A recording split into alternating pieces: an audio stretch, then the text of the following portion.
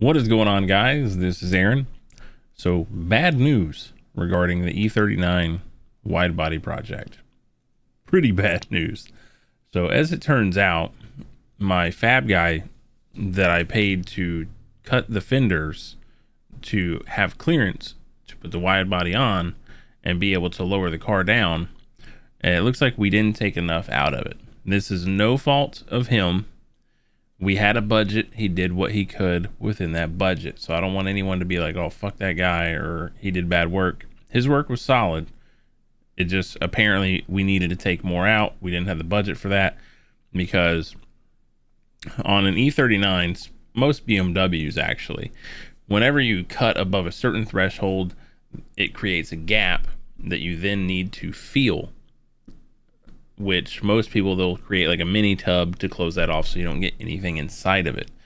So what we're looking at now, this weekend, weather permitting, I'm actually partnering up with another YouTube channel who's a local guy, has awesome shirt designs. Their channel's called Definitely Not Mechanics. It's ran by Logan and Zach. I've actually known them through other people for a while now.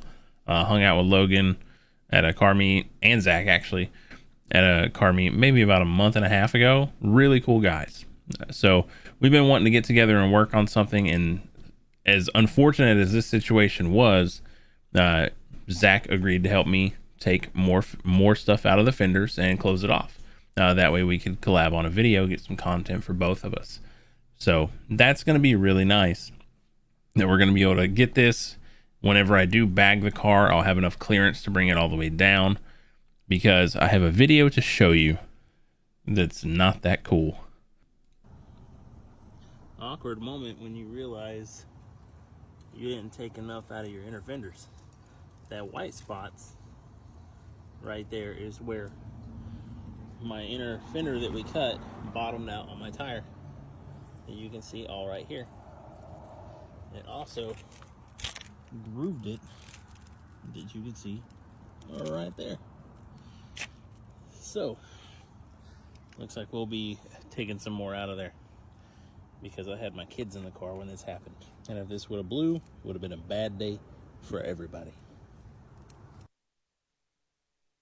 Okay, so yeah, that's what we found. The fender dug into the tire, grooved the tire very slightly, also scuffed the tire. None of it's cut or shredded, which is a plus, because it just caught that seam sealer and not the actual metal. So huge win, at least in that part. But looking up in that fender, you can see that I can probably fit most of my fingers between the over fender and the actual stock fender that's still on the car. That's all room that we can take out. So what Logan and I are going to do this weekend, again, weather permitting, is we're going to take that line up just above the gas tank. Not above, sorry, just below the gas filler neck.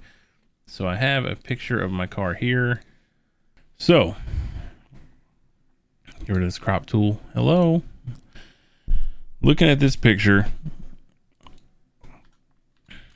you can see, Jesus Christ, you can see right here, this hump.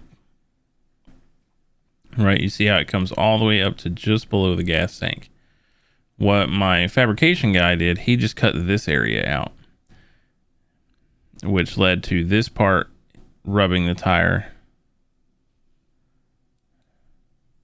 Let's see if we can zoom in a little bit more. Boom, there we go. Which led to this section hitting the tire whenever it bottomed out, and just not enough clearance overall. So what Logan and I are going to do, we're going to come through and take out, let's just hit this with a yellow brush. Too big. So we're going to come through and probably take more of this section out here. And we're going to bring it up higher. Granted, that's a terrible line, but we're going to try to take as much material out as we can to give us the clearance that we need to actually slam the car down. Essentially, the main goal is to cut as much material as there is this hump. And that's where we're going. We want the hump to have nothing behind it, because as it is right now, the fender goes about halfway down from the hump. So we want it dead even. And then with that said and done, we should be okay to drive the car more regularly instead of having to pick and choose specific roads to drive on, if that makes sense. Because as it is right now, I had to be very choosy on what roads we're driving this thing on. But with that said, I have faith that we can finish this pretty quickly. I was also looking at more lower profile or less visible hardware, just to kind of satisfy my curiosity. I watched a video where somebody reverse mounted their kit, and I didn't even know that was a fucking thing. Instead of molding, like reverse mounting a kit, but some of these parts where it's mounted, I wouldn't even know how to get in there to actually nut and bolt it once it's reverse mounted, so it probably wouldn't have worked out for me. But that's still a cool idea. The other thing that I've run into on my car specifically from the hardware side is I bought black hardware. So it's a silver, chrome or silver bolt with black collars. The collars that are sitting in the sun the most, again, my car I store it outside.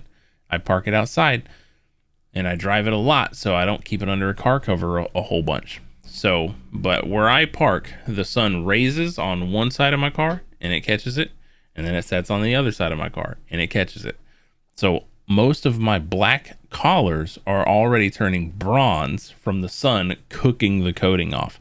So I'm not sure if it was just cheap hardware that I got, or if more expensive hardware will solve that issue. So if you have any ideas, let me know. I'm interested to hear.